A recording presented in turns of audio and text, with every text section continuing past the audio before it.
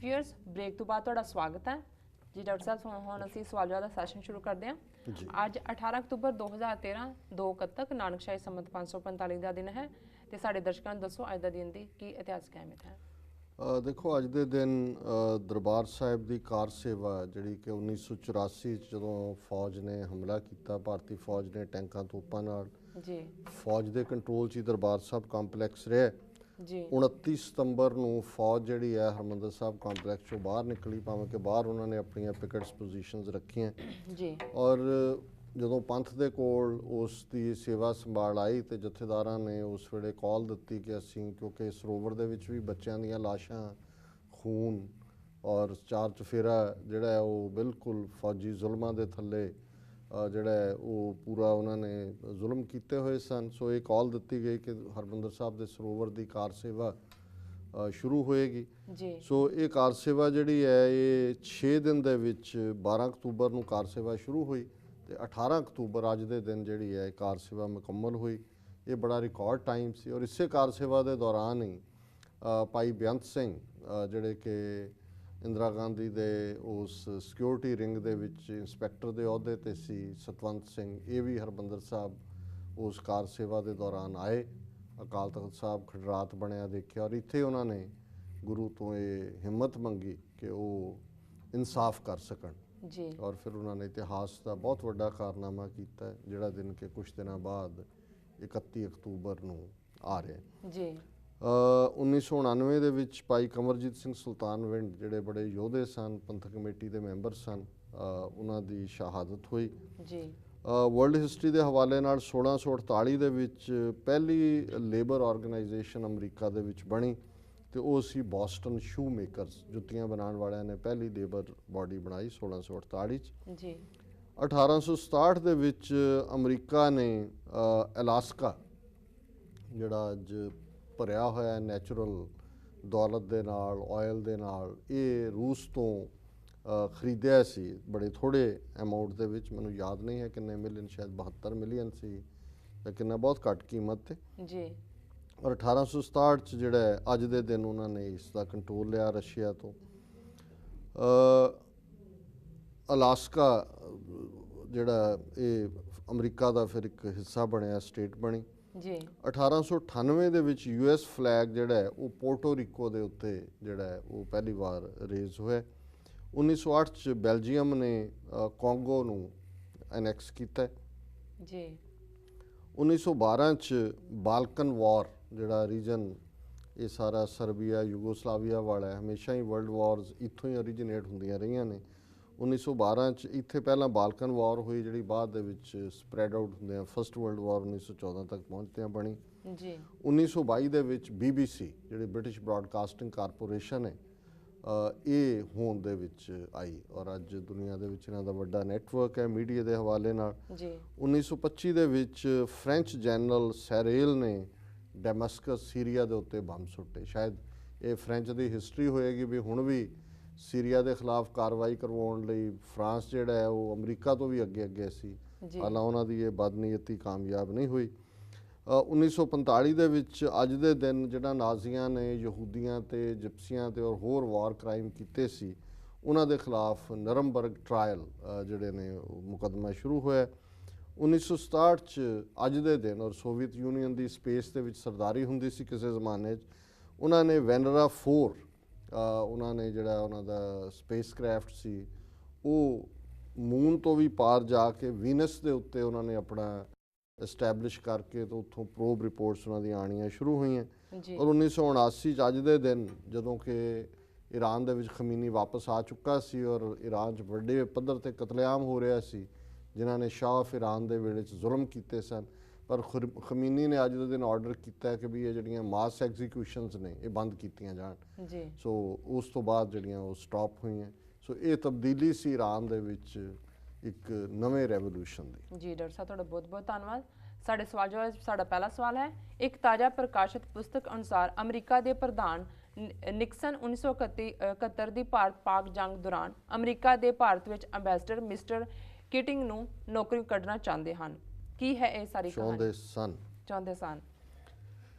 ਦੇਖੋ 1971 ਦੇ ਵਿੱਚ ਉਸ ਤੋਂ ਪਹਿਲਾਂ ਭਾਰਤ ਨੇ ਉਹ ਸਿਚੁਏਸ਼ਨ ਬਣਾਈ, ਪੂਰਬੀ ਬੰਗਾਲ ਜਿਹੜਾ ਅੱਜ ਬੰਗਲਾਦੇਸ਼ ਹੈ ਉਹਦੇ 'ਚ ਉਹਨਾਂ ਨੇ ਆਪਣੀ ਮੁਕਤੀ ਵਾਹਿਨੀ ਬਣਾ ਕੇ ਲੋਕਾਂ ਨੂੰ ਉਕਸਾ ਕੇ ਉੱਥੇ ਵਿਦਰੋਹ ਵਰਗੇ ਹਾਲਾਤ ਬਣਾਉਣੇ ਸ਼ੁਰੂ ਕੀਤੇ ਜੀ। ਬਦਕਿਸਮਤੀ ਨਾਲ ਯਹੀਆ ਖਾਨ ਜਿਹੜਾ ਪਾਕਿਸਤਾਨ ਦਾ ਪ੍ਰੈਜ਼ੀਡੈਂਟ ਸੀ, ਚੋਣਾਂ ਆਰਡਰ ਕੀਤੀਆਂ, ਬੰਗਾਲ ਦੇ ਵਿੱਚ ਮੁਜੀਬੁਰ ਰਹਿਮਾਨ ਦੀ ਪਾਰਟੀ ਜਿੱਤੀ, ਉਹਨਾਂ ਦੇ ਕੋਲ ਮੈਜੋਰਟੀ ਸੀ, ਪਰ ਕਿਉਂਕਿ ਪੰਜਾਬ ਜਾਂ ਫਰੰਟੀਅਰ ਜਾਂ ਸਿੰਧ ਇਹ ਨਹੀਂ ਸੀ ਚਾਹੁੰਦੇ ਵੀ ਬੰਗਾਲੀ ਜਿਹੜਾ ਉਸ ਦੇ ਹਵਾਲੇ ਕੀਤੀ ਜਾਏ, ਉਹਨਾਂ ਦੀ ਜਿਹੜੀ ਹੈ ਨੈਸ਼ਨਲ ਅਵਾਮੀ ਪਾਰਟੀ ਸੀ ਉਹਦੀ ਮੁਜੀਬੁਰ ਰਹਿਮਾਨ ਦੀ ਜੀ। ਸੋ ਇਸ ਦੇ ਉਲਟ ਫੌਜ ਨੇ ਜਿਹੜਾ ਉਸ ਤੇ ਫੌਜ ਭੇਜ ਕੇ ਉੱਥੇ ਕਤਲੇਆਮ ਸ਼ੁਰੂ ਕਰਤਾ, ਮੁਜੀਬੁਰ ਰਹਿਮਾਨ ਨੂੰ ਫੜ ਲਿਆ, ਗ੍ਰਿਫਤਾਰ ਕਰ ਲਿਆ। ਬੰਗਾਲੀ ਜਿਹੜੇ ਨੇ ਉਹ ਪਹਿਲਾਂ ਹੀ ਉਹਨਾਂ ਦੇ ਵਿੱਚ ਮੁਕਤੀ ਵਾਹਿਨੀ ਰਾਹੀਂ ਨੈਗੇਟਿਵਿਟੀ ਸੀਗੀ, ਉਹ ਸਾਰੀ ਜਿਹੜੀ ਹੈ ਉਹ ਇੱਕ ਸਿਵਲ ਵਾਰ ਵਰਗੇ ਹਾਲਾਤ ਬਣ ਗਏ। ਭਾਰਤ ਨੇ ਉੱਥੇ ਫੌਜ ਭੇਜ ਕੇ ਫਾਈਨਲੀ ਪੂਰਬੀ ਬੰਗਾਲ ਨੂੰ ਬੰਗਲਾਦੇਸ਼ ਬਣਾ ਕੇ ਪਾਕਿਸਤਾਨ ਤੋਂ ਅੱਡ ਕਰ ਦਿੱਤਾ ਜੀ। ਉਸ ਜ਼ਮਾਨੇ 'ਚ ਪਾਕਿਸਤਾਨ ਬਹੁਤ ਕਲੋਜ਼ ਸੀ ਅਮਰੀਕਾ ਦੇ ਜੀ। ਤੇ ਪਾਕਿਸਤਾਨ ਨੂੰ ਇਹ ਆਸ ਸੀ ਕਿ ਅਮਰੀਕਾ ਦਾ 7th ਫਲੀਟ ਜੰਗੀ ਬੇੜਾ ਉਹਨਾਂ ਦੀ ਮਦਦ ਤੇ ਆਏਗਾ, ਭਾਰਤ ਨੂੰ ਰੋਕੇਗਾ, ਕਿਉਂਕਿ ਜੋ ਭਾਰਤ ਕਰ ਰਿਹਾ ਸੀ ਉਸ ਦੀ ਹਮਾਇਤ ਸੋਵੀਅਤ ਯੂਨੀਅਨ ਕਰ ਰਿਹਾ ਸੀ, ਉਦੋਂ ਰਸ਼ੀਆ ਤਾਂ ਨਹੀਂ ਸੀ ਜੀ। ਸੋ ਉਹ ਸਾਰੇ ਹਾਲਾਤ ਦੇ ਉੱਤੇ ਜਿਹੜਾ ਅਮਰੀਕਾ ਦਾ ਐਂਬੈਸਡਰ ਸੀ ਇੰਡੀਆ ਦੇ ਵਿੱਚ, ਜਿਸ ਦਾ ਨਾਮ ਮਿਸਟਰ ਕੈਨਥ ਬੀ ਕੀਟਿੰਗ ਹੈ, ਉਹ ਅਮਰੀਕਾ ਦੇ ਇੰਟਰਸਟ ਦੀ ਥਾਂ ਤੇ ਇੰਡੀਆ ਦਾ ਮਾਊਥਪੀਸ ਬਣਿਆ ਹੋਇਆ ਸੀ। ਨਿਕਸਨ ਪ੍ਰੈਜ਼ੀਡੈਂਟ ਸੀ ਅਮਰੀਕਾ ਦਾ, Henry Kissinger secretary of state ਸੀ।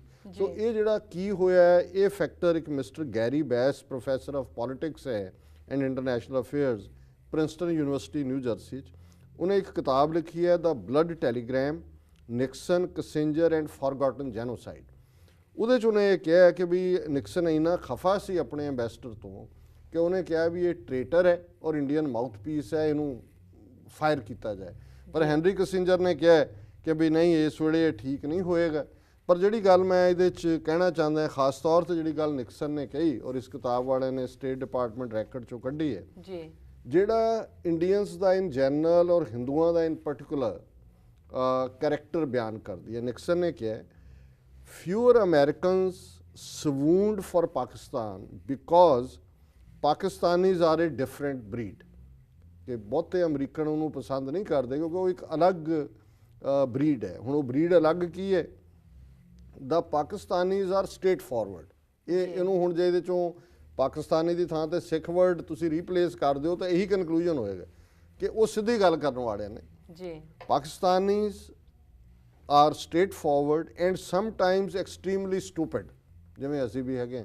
ਕਈ ਵਾਰ ਸਟ੍ਰੇਟ ਫਾਰਵਰਡ ਸਿੱਧੀ ਗੱਲ 'ਚ ਅਸੀਂ ਜੋ 47 'ਚ ਕੀਤਾ ਪੋਲੀਟੀਕਲੀ ਸਟੂਪਿਡਿਟੀ ਸੀ, ਉਹ ਉਹਨੇ ਨਹੀਂ ਨਿਕਲੇ ਪਾਕਿਸਤਾਨੀ, ਅਸੀਂ ਤਾਂ ਜ਼ਿਆਦਾ ਹੈ ਨਹੀਂ ਕਿ ਆਪਣੀ ਕਿਸਮਤ ਉਹਨਾਂ ਦੇ ਹੱਥ ਫੜਾ ਦਿੱਤੀ। The Pakistanis are straightforward and sometimes extremely stupid. The Indians are more devious, ज़्यादा शैतान ने, sometimes so smart, deviously smart, शैतानी दे नाल इन्ने smart बन जाते हैं, sometimes so smart that we fall for their line, कि वो अपनी गेम इन्नी शैतानी नाल खेडते हैं, सानू पता है भी झूठे ने, डिवीयस ने। पाकिस्तानी जो कर रहे हैं स्ट्रेट फॉरवर्ड है, स्टूपिड हो सकते हैं पर बेईमान नहीं है, ये डिवीयस ने, पर वो ऐसा चक्रव्यूह चलाते हैं, उन्होंने बेचारे को चक्रव्यूह का पता नहीं होना कि भी ऐसा चक्रव्यूह चलाते हैं कि असी भी फस जाने, सानू भी नहीं पता लगता कि भी ये की होया है। सो मैं समझदा भी निक्सन अपने भावें अनफॉर्चुनेटली उन्होंने रिजाइन करना पिया सी वाटरगेट स्कैंडल वेले, लेकिन ये जिहड़ा उहदा एनालिसिस है निक्सन दा about Indians and about Pakistanis, और पाकिस्तानियों के नाल मैं भी ओबलीक मार के सिखां नूं भी शामिल करदे हैं, क्योंकि ईमानदार जिहड़े ने वो यही हुंदे ने, स्टूपिड ही हुंदे ने बहुत वारी। ईमानदारी नाल ते जिहड़ी बेईमानी हुंदी है, जिहड़ी उन्हें इंडियंस का कहा डीवीएस, वो नेहरू वाली गल है जिहड़ी उन्हें कही सी कि बात ऐसी कीजिए हर बात के 100 पहलू हों, कोई पहलू तो रहे बात बदलने के लिए। सो निक्सन दा एनालिसिस एक्सलेंट। जी जी डॉक्टर साहब, तुहाडा बहुत बहुत धन्नवाद। ते प्रोग्राम के अंत विच साडे दर्शकां नूं दसो अज दा विचार। देखो अज का विचार बरीफ है और असी जिवें एक दिन लहंदे पंजाब दे ਜਿਹੜੇ ਪੋਇਟ ਨੇ ਉਹਨਾਂ ਨੂੰ ਅਸੀਂ ਸਮਰਪਿਤ ਕਰਦੇ ਹਾਂ ਜੀ। ਸੋ ਅੱਜ ਅਸੀਂ ਸ਼ਾਹ ਹੁਸੈਨ ਜਿਹੜੇ ਕਿ ਸੂਫੀ ਔਰ ਉਵੇਂ ਹੀ ਰੱਬ ਦੇ ਪਿਆਰ 'ਚ ਬਿਰਹਾ, ਵਿਰਾਗ, ਸੱਜਣ, ਮੇਲ, ਮੌਤ ਦਾ ਡਰ ਜੀ, ਇਹ ਸਾਰਿਆਂ ਦੇ ਨਾਲ ਘੁਲੇ ਮਿਲੇ ਨੇ ਔਰ ਉਹਦੇ 'ਚੋਂ ਹੀ ਉਹਨਾਂ ਦੀ ਫਿਰ ਜਿਹੜੀ ਆ ਅੰਦਰਲੀ ਹੂਕ ਨਿਕਲਦੀ ਹੈ। ਉਹ ਕਹਿੰਦੇ ਨੇ ਵਾਰੀ ਉਹ ਦੇਖ ਨਿਮਾਣਿਆਂ ਦਾ ਹਾਲ, ਕਦਾਵੀ वो ਮੇਰ ਪਵੀ, ਰਾਤੀ ਦਰਦ ਦੇਹ ਦਰ ਮੰਦੀ, ਕਿ ਮੈਂ ਉਸ ਰਾਤ ਨੂੰ ਪੀੜ ਮਹਿਸੂਸ ਕਰਦਾ ਹਾਂ ਵਿਛੋੜੇ ਦੀ, ਦਿਨੇ ਵੀ ਦਰਦ 'ਚ ਰਹਿਣਾ। ਬਿਰਹੋਂ ਪਛਾਈੜੇ ਸੀਹੇ, ਰੋ ਰੋ ਨੈਣ ਭਰੇ ਨੀਰਾਂ ਝੋਲੀ, ਜਿਉਂ ਸਾਵੰਦੜੋ ਮੀਂਹੋ, ਕਿ ਜਿਵੇਂ ਸਾਵਣ ਦਾ ਮੀਂਹ ਪੈਂਦਾ ਹੈ ਇਵੇਂ ਮੈਂ ਵੈਰਾਗ ਦੇ ਵਿੱਚ ਪਿਆਰੇ ਦੇ ਰੋ ਰੋ ਕੇ ਜਿਹੜੀ ਹੈ ਝੋਲੀ ਭਰ ਲਈ ਹੈ, ਨੈਣਾ ਚੋਂ ਨੀਰ ਵਗਾ ਵਗਾ ਕੇ। ਗਲ ਵਿੱਚ ਪੱਲੂ ਮੈਂਡਾ ਦਸਤ ਪੈਰਾਂ ਤੇ, ਕਦੀ ਤਾਂ ਅਸਾਡੜਾ ਥੀਓ, ਸਿਰ ਸਦਕੇ ਕੁਰਬਾਨੀ ਕੀਤੀ, ਘੋਲ ਘੁਮਾਉਂਦੀ ਹਾਂ ਜੀਓ, ਕਹਿ ਹੁਸੈਨ ਫਕੀਰ ਸਾਈਂ ਦਾ, ਹੋਰ ਭਰੋਸਾ ਨਹੀਂ ਕਹਿੰਦਾ, ਆਨ ਮਿਲਾਵੜੋ ਪੀਓ, ਕਿ ਮੇਰੇ ਪਿਆਰੇ ਆ ਕੇ ਮਿਲ, ਮੈਂ ਗਲ 'ਚ ਪੱਲਾ ਪਾਇਆ ਹੋਇਆ ਹੈ, ਮੇਰੇ ਦਸਤ ਮੇਰੇ ਹੱਥ ਤੇਰੇ ਪੈਰਾਂ ਨੂੰ ਛੂੰਹਦੇ ਨੇ, ਮੈਂ ਆਪਣਾ ਸਿਰ ਸਦਕੇ ਤੇਰੇ ਤੋਂ ਕਰਦਾ, ਘੋਲ ਘੁਮਾਉਂਦਾ। ਤੇ ਫਿਰ ਉਹ ਕਹਿੰਦੇ ਨੇ ਮਨ ਵਾਰਨੇ ਤੋ ਪਰ ਜਾਮਦਾ, ਘੋਲ ਘੁਮਾਈ ਸਦਕੇ ਕੀਤੀ, ਸਾਨੂੰ ਜੇ ਕੋਈ ਮਿਲੇ ਉਹ ਗ੍ਰਾਮ ਦਾ, ਜੈ ਘਟ ਆਏ ਵਸਿਆ ਮੇਰਾ ਪਿਆਰਾ, ਉੱਥੇ ਦੂਜਾ ਨਹੀਂ ਸਮਾਵਦਾ, ਸਭ ਜਗ ਢੂੰਡ ਬਹੁਤੇਰਾ ਮੈਨੂੰ, ਤੁਧ ਬਿਨ ਹੋਰ ਨਾ ਭਾਵਦਾ, ਸ਼ਾਹ ਹੁਸੈਨ ਪਿਆ ਦਰ ਤੇਰੇ, ਸਾਈਂ ਤਾਲਬ ਤੇਰੜੇ ਨਾਮ ਦਾ, ਕਿ ਮੈਂ ਤੇਰੇ ਨਾਮ ਦਾ ਹੀ ਤਲਬਗਾਰ ਹੈ ਔਰ ਮੈਨੂੰ ਹੋਰ ਕੋਈ ਨਹੀਂ ਭਾਉਂਦਾ। ਜੇ ਮੈਨੂੰ ਕੋਈ ਮਿਲੇ ਆਪਣੇ ਗ੍ਰਾਂ ਦਾ, ਆਪਣੇ ਗ੍ਰਾਂ ਦਾ ਮਤਲਬ ਰੱਬ ਦੇ ਰਸਤੇ ਦਾ ਪੰਧ ਹੀ ਮਿਲੇ, ਤੇ ਮੈਂ ਉਸ ਤੋਂ ਆਪਣਾ ਸਭ ਕੁਝ ਘੋਲ ਘੁਮਾਵਾਂ। ਔਰ ਜੇ ਘਟ ਆਏ ਵਸੇ ਮੇਰਾ ਪਿਆਰਾ, ਜੇ ਮੇਰਾ ਪਿਆਰਾ ਆ ਕੇ ਵਸੇ ਤਾਂ ਉੱਥੇ ਕਿਸੇ ਹੋਰ ਦੀ ਫਿਰ ਥਾਂ ਨਹੀਂ ਹੈ। ਇਹ ਇਵੇਂ ਹੀ ਹੈ ਕਿ ਭਾਗ ਹੋਆ ਗੁਰ ਸੰਤ ਮਿਲਾਇਆ, ਪ੍ਰਭ ਅਬਨਾਸੀ ਘਰ ਮੈਂ ਪਾਇਆ, ਸੇਵ ਕਰੀ ਪਲਚਸਾ ਨਾ ਵਿਛਣਾ, ਜਨ ਨਾਨਕ ਦਾਸ ਤੁਮਾਰੇ ਜੀਓ, ਹੋਂ ਕੋਲੀ ਜੀਓ ਘੋਲ ਘੁਮਾਈ, ਜਨ ਨਾਨਕ ਦਾਸ ਤੁਮਾਰੇ ਜੀਓ। ਇਹ ਪਹਿਲੀਆਂ 3 ਅਵਸਥਾਵਾਂ, ਮੇਰਾ ਮਨ ਲੋਚੈ ਤੇਰਾ ਮੁਖ ਸੁਹਾਵਾ, ਇੱਕ ਘੜੀ ਨਾ ਮਿਲਤੇ, ਉਹ ਸਾਰੀਆਂ ਵੈਰਾਗ ਦੀਆਂ ਅਵਸਥਾਵਾਂ 'ਚੋਂ ਨਿਕਲ ਕੇ ਗੁਰੂ ਸਾਹਿਬ ਨੇ ਫਿਰ ਜਦੋਂ ਉਸ ਮੇਲ ਨੂੰ ਪਾਇਆ ਤੇ ਫਿਰ ਭਾਗ ਹੋਆ ਗੁਰ ਸੰਤ ਮਿਲਾਇਆ, ਪ੍ਰਭ ਅਬਨਾਸੀ ਘਰ ਮੈਂ ਪਾਇਆ। ਸੋ ਸ਼ਾਹ ਹੁਸੈਨ ਉਸੇ ਰਸਤੇ ਦੇ ਪਾਂਧੀ ਨੇ। ਸੋ ਕਹਿੰਦੇ ਨੇ ਕਿ ਵੀ ਜੇ ਮੇਰਾ ਪਿਆਰਾ ਆ ਕੇ ਮੇਰੇ ਅੰਦਰ ਬੈਠ ਜਾਏ ਤੇ ਫਿਰ ਮੈਂ ਉਸ ਤੋਂ ਘੋਲ ਕਮਾਉਂਦੀ ਹਾਂ, ਉਸ ਤੋਂ ਮੈਂ ਆਪਣਾ ਆਪਾ ਜਿਹੜਾ ਕੁਰਬਾਨ ਕਰਦਾ, ਮੈਨੂੰ ਫਿਰ ਕਿਸੇ ਹੋਰ ਚੀਜ਼ ਦੀ ਤਲਬਗਾਰ ਨਹੀਂ ਹੈ। ਸ਼ਾਹ ਹੁਸੈਨ ਪਿਆ ਦਰ ਤੇਰੇ, ਸਾਈਂ ਤਾਲਬ ਤੇਰੜੇ ਨਾਮ ਦਾ, ਮੈਂ ਫਿਰ ਤੇਰੇ ਨਾਂ ਦਾ ਇੱਕ ਤਲਬਗਾਰ ਹੈ, ਹੋਰ ਮੇਰੀ ਕੋਈ ਚਾਹਨਾ ਨਹੀਂ। ਜੀ ਡਾਕਟਰ ਸਾਹਿਬ, ਤੁਹਾਡਾ ਬਹੁਤ ਬਹੁਤ ਸ਼ੁਕਰੀਆ, ਤੁਸੀਂ ਅੱਜ ਦਾ ਵਿਚਾਰ ਸਾਡੇ ਦਰਸ਼ਕਾਂ ਨਾਲ ਸਾਂਝਾ ਕੀਤਾ। ਵਿਊਅਰਸ, ਇਸ ਦੇ ਨਾਲ ਸਾਡਾ ਪ੍ਰੋਗਰਾਮ ਸਮਾਪਤ ਹੁੰਦਾ। ਤੁਸੀਂ ਆਪਣੇ ਰਾਏ ਤੇ ਸੁਝਾਅ ਸਾਨੂੰ ਭੇਜਣਾ ਭੁੱਲਣਾ ਸਾਡੇ ਇਸ ਪਤੇ ਤੇ sos@tv84.tv ਤੇ ਅਸੀਂ ਆਪਣਾ ਪ੍ਰੋਗਰਾਮ ਲੈ ਕੇ ਫਿਰ ਤੁਹਾਡੇ ਰੂਬਰੂ ਹੋਵਾਂਗੇ। ਤਦ ਤੱਕ ਲਈ ਮੈਨੂੰ ਤੇ ਆਪਣੇ ਡਾਕਟਰ ਸਾਹਿਬ ਨੂੰ ਆਗਿਆ ਦਿਓ। ਵਾਹਿਗੁਰੂ ਜੀ ਕਾ ਖਾਲਸਾ, ਵਾਹਿਗੁਰੂ ਜੀ ਕੀ ਫਤਿਹ।